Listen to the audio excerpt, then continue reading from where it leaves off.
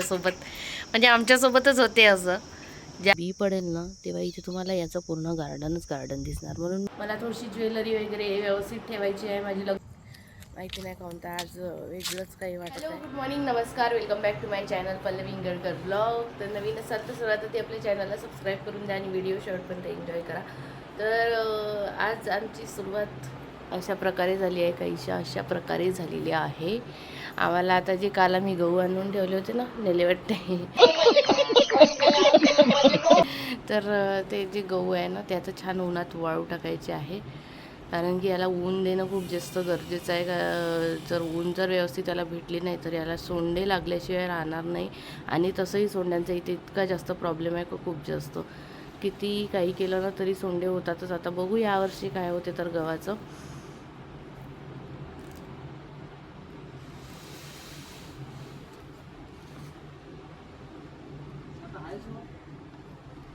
उडते त्या हे पूर्ण गहू आहे ना, इतक्या कुशा होत्या गव्हामध्ये खूप जास्त.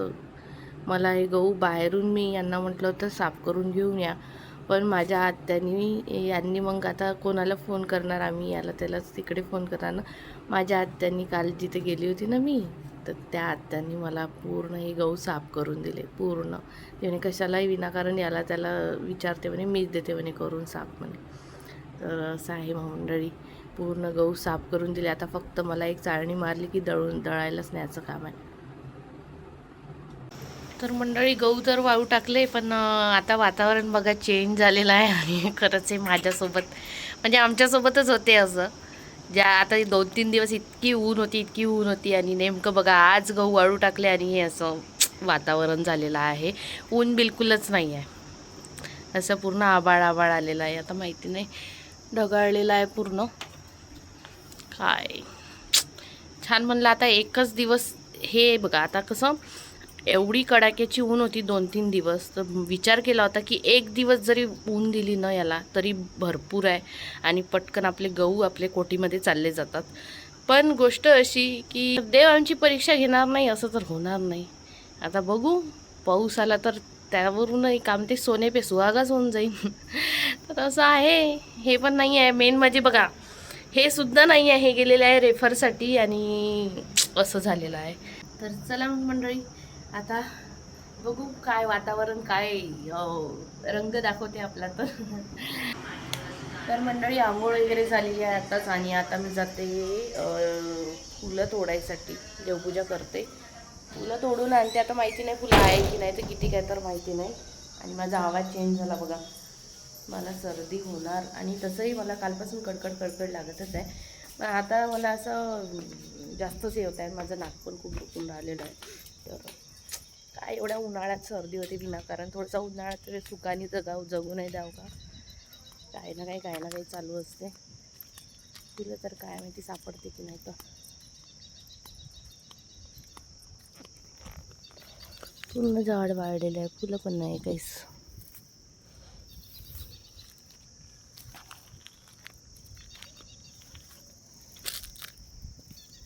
जेवढे निघन तेवढे घेऊन जाऊ, बाकीचं मग बघता येते.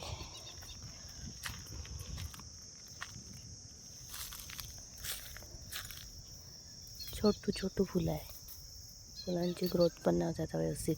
आता हे जे आहे ना, हे जे वाळलेले पूर्ण फुलांचे जे हे आहे ना, काय म्हणते त्याला, गुच्छे. तर ते आता पावसाळ्यात जेव्हा याचं बी पडेल ना तेव्हा इथे तुम्हाला याचं पूर्ण गार्डन दिसणार. म्हणून मी ना जास्त फुलं तोडत नव्हती, मला जेवढे लागते तेवढेच फुलं तोडत होती, जेणेकरून आपल्याला याचं रोपं भेटणार मस्त व्यवस्थित. हे बघा भवरा कसा बसलेला आहे, उडला.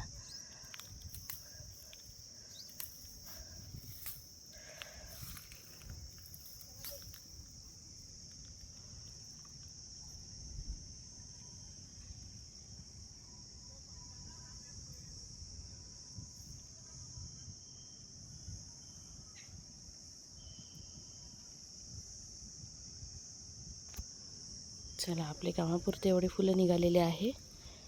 आता जाऊन पूजा करून घेते पटकन. झाडं बघा कशी चिमत आहे ना, मला ना असं झाडं चिमलेलं पाहून खूपच दुःख होते. हे बघा, तर संध्याकाळी लवकरात लवकर यांना म्हणावं लागेल पाणी टाकून द्या म्हणून. चला मग मंडळी, गहू वाळत आहे आपल्या इकडे छानपैकी. देवपूजा वगैरे करून घेतली आणि त्यानंतर मग थोड्याच वेळात हे आले, तर मग आम्ही दोघांनी मिळून जेवण वगैरे करून घेतलं. आणि आज एक्स्ट्राचं काम होतं ते म्हणजे गव्हाकडे लक्ष द्यायचं. तर गहू बाहेरच्या अंगणात वाळू टाकल्यामुळे मोकळंच आहे ना सगळं, तर लक्ष द्यावं लागते. नाहीतर बकऱ्या येईल, गाई येईल, या कधी खाऊन जातात तर माहिती नाही पडत. आणि मग पुन्हा तेवढे गहू काढून ठेवा असं तसं. आणि शेवटी झालं तसंच, कारण की गाय आली आणि गाईनी थोडेसे गहू खाऊन ठेवून दिले होते. मी थोडा वेळ, मला बरं नव्हतं वाटत ना, तर थोडा वेळ झोपली नव्हती, पण थोडा वेळ लेटली होती. तर जेवण वगैरे झालं मस्त आणि थोडा वेळ लेटते बा, म्हटलं बरं नाही वाटत आहे. गाईने येऊन मस्त धिंगाणा करून ठेवला, खाऊन ठेवलं मस्त. मला आता यांचा कॉल आला आहे बघा, सांडवून ठेवले गहू. असं आहे, वर नेऊन ठेवलं तर वर बंदरांचा दाग, खाली ठेवले तर गाईंचा दाग. काय करावं. काय, चला आता बसते मी इथे खुर्चीवर अशी राखण करत बसायचं आहे मला. चला मग मंडळी, मला थोडीशी ज्वेलरी वगैरे व्यवस्थित ठेवायची आहे. माझी लग्नापासूनची ज्वेलरी आहे ना, ते तशीच ठेवून आहे, ते व्यवस्थित ठेवायचं आहे. व्यवस्थित करते म्हटलं. आणि जमलंच तर तुम्हाला माझ्यापाशी ज्वेलरीचं काय काय कलेक्शन आहे तर ते सुद्धा दाखवते म्हटलं. पण हे गाईंचं आज यांना बाहेरचेच काम जास्त होते, त्याच्यामुळे वेळात वेळ काढून यांनी गहू जे आहे ते व्यवस्थित चुंगड्यामध्ये भरून ठेवून दिले. आणि त्याच्यानंतर मग हे साड्या उचलून ठेवायच्या होत्या, तर ते उचलून घेत आहे मी. थोडासा मला उशीरच झाला हे उचलवाचल करून ठेवायसाठी, कारण की मी एक व्लॉग एडिट करायचा होता, ते करत बसलेली होती. मी म्हटलं आता हे एकदाच आपलं काम झालं म्हणजेच टेन्शन नाही राहत. आणि गाईनी जे खाली गहू सांडून ठेवले होते ना, मी काय केलं, त्याला खराट्यानी एक साईडला असे लावून दिले, म्हणजेच समजा आता चिमण्या वगैरे जे कोणी पक्षी वगैरे आहे ते खाऊन घेईल बा म्हणून, किंवा मग बकरी वगैरे जे काही आलं ते असं व्यवस्थित खाऊन घेईल म्हणून. कारण की ते तर आता तेवढे गहू तर आता काही कामी येणार नाही. आणि मग त्यानंतर मग मी घरात आली, मी काढला माझा हा पिटारा. मला हे जे ज्वेलरी होती ना, मी लग्न आता एवढे लग्न झाले तर तेव्हापासूनची जी ज्वेलरी होती ते तशीच व्यवस्थित अशी काही ठेवली नव्हती. आलं की ठेवलं बघू शकता, एका बॉक्समध्ये पूर्ण हे अस्ताव्यस्त झालेलं आहे. आणि नेकलेस जे असते ना, त्यांचे धागे एकात एक गुंतलेले होते पूर्ण. एक जर नेकलेस काढला ना तर पूर्णच्या पूर्ण गुच्छा येऊन जात होता हातात, कारण की सगळं एकात एक गुंतून होतं. एक नेकलेस जरी काढायला बसला ना तर ते एवढा वेळ लागत होता ते गुंता काढायसाठी की खूप जास्त. मी म्हटलं आता हे ठेवूनच द्या, झालं आता याचं काम. फक्त आता एक लग्न आहे, ते पण आता अधिक महिना झाल्यानंतर ते आता व्यवस्थित काढलं की ते तसंच ठेवून द्यायचं. तर असं काही ठरवलेलं होतं. बघू आता काय ते म्हटलं तसं घडते की नाही. तर कारण की मग वेळ झाला की तसंच ठेवण्यात येऊन जाते. मला ना असे छोटे छोटे जे पाउचेस असते ना ते घ्यायचे आहे, जेणेकरून प्रत्येक नेकलेस म्हणजे वेगवेगळ्या याच्यात राहणार आणि गुंतणार पण नाही. आणि मेन म्हणजे ना ज्वेलरी एकात एक अशी गुंतून असली किंवा काही अशी व्यवस्थित जर ठेवून नसली ना तर ते ना बेकार होते.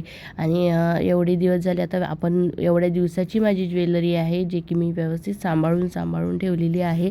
मी माझ्यापाशी कोणची ज्वेलरी आहे ना, तर कोणचे नेकलेस आहे हे मी तुमच्यासोबत शेअर करणार आहे नेक्स्ट ब्लॉगमध्ये.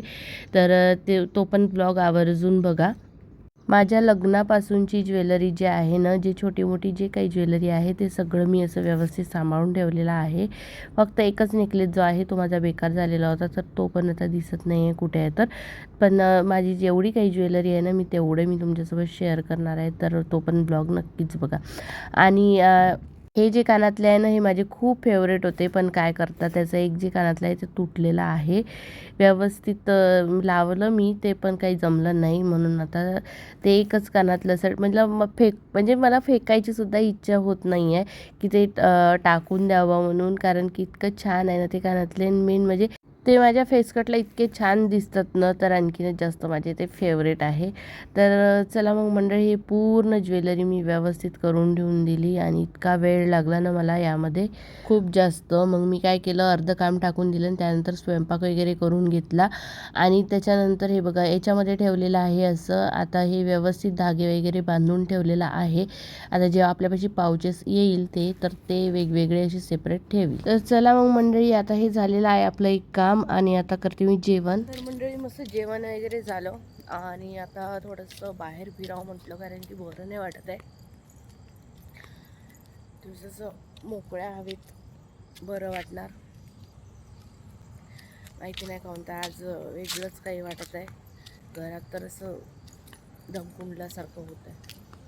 नाही कोणतं असं आहे. मग ना आता मस्त जेवण वगैरे झालं, भांडी घासून घेतले. 2-3 दिवस आता झाले बरं नाही वाटत म्हणून रात्रीची भांडी जी आहे मी तशीच ठेवत होती. आणि मग काय होतं तर सकाळी इतका जास्त उशीर होऊन राहिलेला आहे. 2-3 दिवस झाले जेवणाला, तर मग उशीर होतोच. आणि मग हे तिकडे कुठे दवाखान्यात वगैरे अटकले की मग ते आणखीन जास्त उशीर.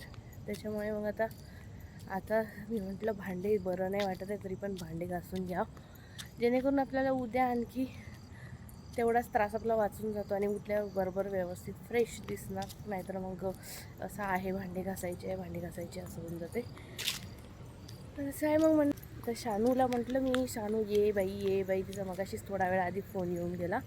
म्हटलं ये ग, म्हटलं मला करमत नाही आहे. आणि खरंच मला बिलकुल करमत नाही आहे. मला थोडंसं असं एकटं वाटत आहे. तर